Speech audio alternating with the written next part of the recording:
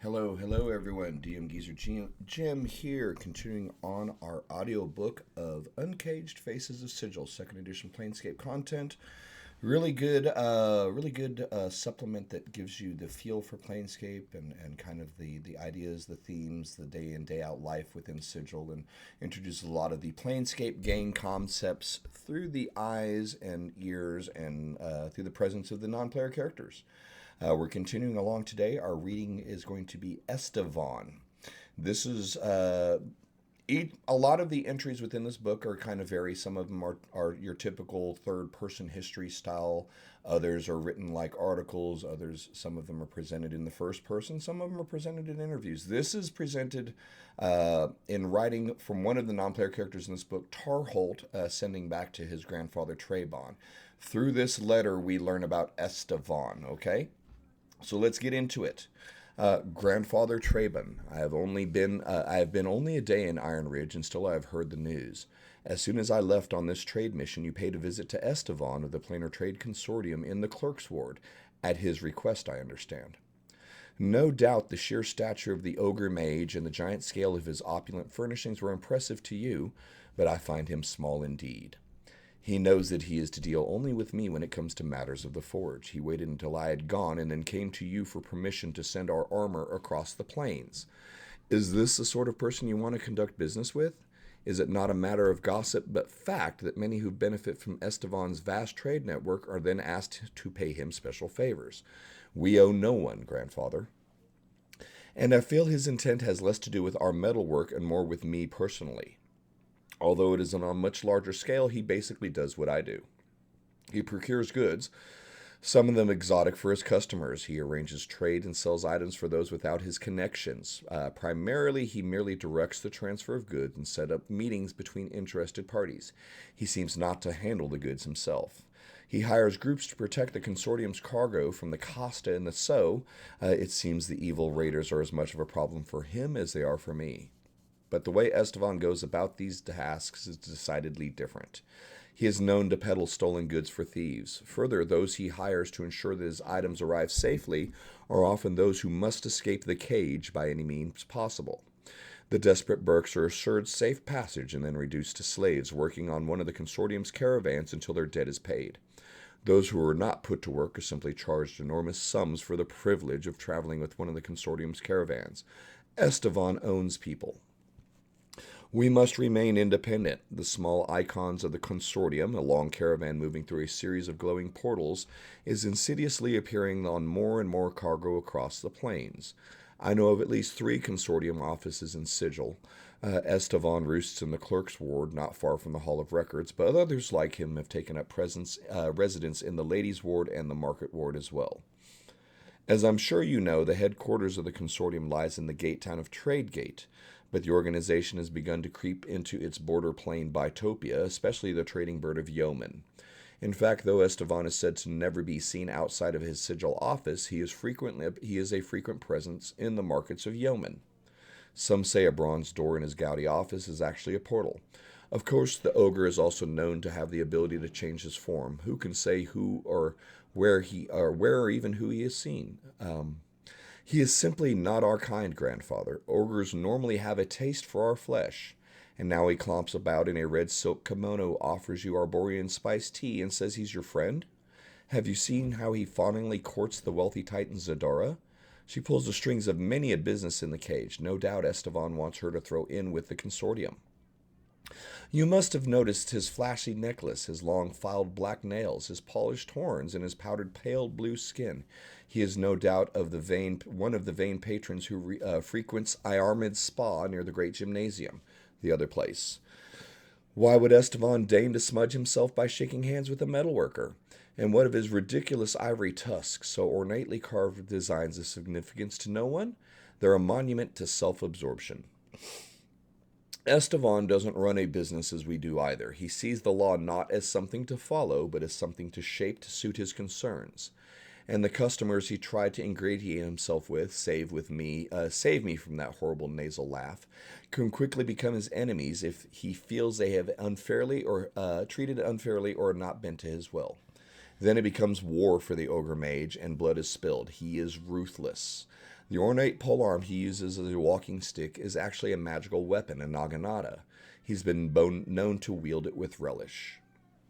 I repeat this next information for your sake only, but it is said that Estevan has his manicured hands in another war, that he secretly aids Koi, the alleged leader of a cabal of celestials that runs arms to both sides of the Bloods War, in transporting weapons from Mount Celestia Bitopia and the other upper planes. None of this is done above board, of course, and who knows what price he exacts from those that are involved. We have no need for deception, plottings, and scheming. We are simply good at what we do. Estevan is a success, but it comes only from ordered evil. He belongs to the fraternity of order, and many foolishly believe him to be upstanding. But unlike others in Sigil who deal with the ogre mage, like the fiend Akin who imports magical items and the gnome Kesto Bright Eyes who receives shipments of books, we have a family tradition, centuries of history tied to our business. Why should we give Esteban our name? Does he represent you? The Arcanoloth Shemeshka has rebuked him. She is successful enough on her own. She snaps up businesses as if they were ripe apples. I expect that she hopes to one day bend Estevan and the consortium to her will, and must put wrinkles in the ogre mage's fine gown to think of her as competition. I, however, am a small thorn in his sizable side, but I will continue to refuse and elude Estevan. We must not enter into any lawful contract with him. We must not give him any hold on us. I don't need things on a larger scale. We don't. Godfather, you know I find gossip a waste of time. This letter is not gossip. It is a warning. We must not let Estevan put his mark on us. It is a mark that will brand us for life. Signed, Tarholt. That's the end of the reading there. Again, this is kind of like... I love the way this book is presented, different variations on looking at NPCs, kind of a way a historian would study a place and a time through recordings by other historians, through letters, through songs, through poems. And this is kind of one of those, this is how we understand Estevan and his place in Sigil. So from a gameplay point of view, what does this really represent? It is a little bit bigger of a picture.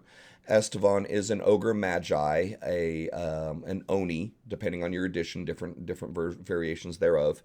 And he represents business. He represents one of the economies within, the economies of Planescape, the economies of Sigil. Despite it being attached to infinite space, we still have the need for armor, for weapons, for food, for components, for all of the things that living beings need. And Sigil being what it is, basically a torus, the inside, think of the inside of a tire, and all of the buildings and all the structures line the inside of it. There's nothing being grown there. Water's hard to get. Most everything that is consumed in Sigil has to be brought in from somewhere. And the Interplanar Trade Consortium is one of the representations of this business. So Estevan represents commerce at a corporate level, as it were. I often describe the economy in Sigil of three different ways. You have the corporate money, which is Estevan. You have the family money, the historical money, the old money, if you will, which is represented by Zadara. She's been mentioned a couple times so far in our readings, and we'll get to her later in the book. And then the third one is Shemeshka, the criminal money, the underworld. And again, she's been mentioned in a couple readings as well. So Estevan represents the first of those, the corporate greed, as it were, the mass, the use of treaties and trades and laws to financially benefit a group. So your players may, or depending on how you run your campaigns, if you invest heavily in factions and role play and economy and the political side of things, your players are very likely to run into Estevan. Period. The simple, he is one of the big three in regards to the economy of Sigil. If your players are moving between Sigil and the outer planes via Outlands and the gate towns, they're likely to encounter Estevan. You can play him as a low-key, just a quest giver. Hey, you need to get out of town. I'll get you out of town. Just escort this stuff from point A to point B. And once you get done with that, let me know, and I'll have another job for you. Otherwise, you don't leave Sigil. You can be as onerous or as forgiving as you want to in regards to that. But according to this reading, Estevan represents himself and greed first and foremost. As Tarholt said, he owns people. So there is the potential for this to be not the best interaction as far as an NPC goes when providing jobs, quests, or transportation for your party. The other way he can arrive can be used in a campaign or feature in gameplay is as a rival. If your players group with Shemeshka, if your players end up indebted to Zadara, or if your players are free league thinkers, if they shy away, if they're nonconformist, Estevan represents that corporate greed, and a lot of players are likely to rub against him as well. So last but not least, on the stat blocks, he is an ogre mage, ogre magi, oni, depending on your edition. Use the information that's given there. Pretty strong, a stronger representative of his species. His personality is ostentatious, manipulative, and merciless. He does have spell abilities, but when role-playing him, Estevan shows interest in others only for what they can do for him, but he does whatever it takes, lowering or ingratiating himself to win them over. He's always concerned with his appearance, constantly smoothing over his robe, stroking his tusks, and checking his fingernails. But Estevan in combat embraces bloodshed as a means of punishing those who he feels haven't dealt with him fairly. He'll try to soften up opponents with a cone of cold, then wade into melee, cracks his whip with his naginata, and moves with fluid grace despite his size. He can be associated with Akin, Kesto Bright Eyes, Iarmid, Alluvius Rushkin, Shemeshka the Marauder, Tarholt, the Will of the One, Zedeus, and Zadara.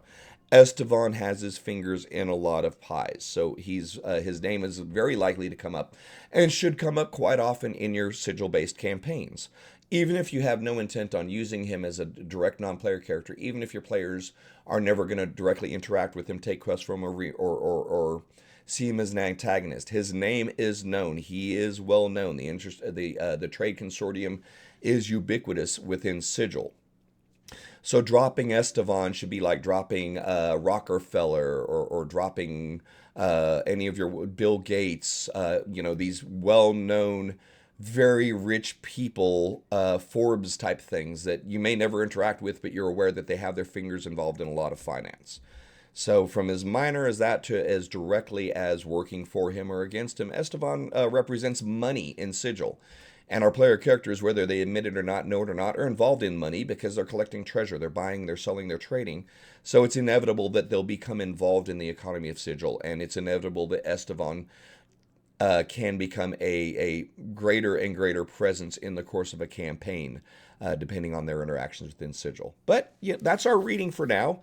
Hopefully you guys have enjoyed the reading on Estevan. Thank you guys so much for your time. Likes, follows, subscribes. Let me know on some comments what you think. Straight up, if you need more information, let me know. Hey, I like this NPC. What would you do in this situation? I'd be happy to chat that with you in the comment section in our YouTube channel.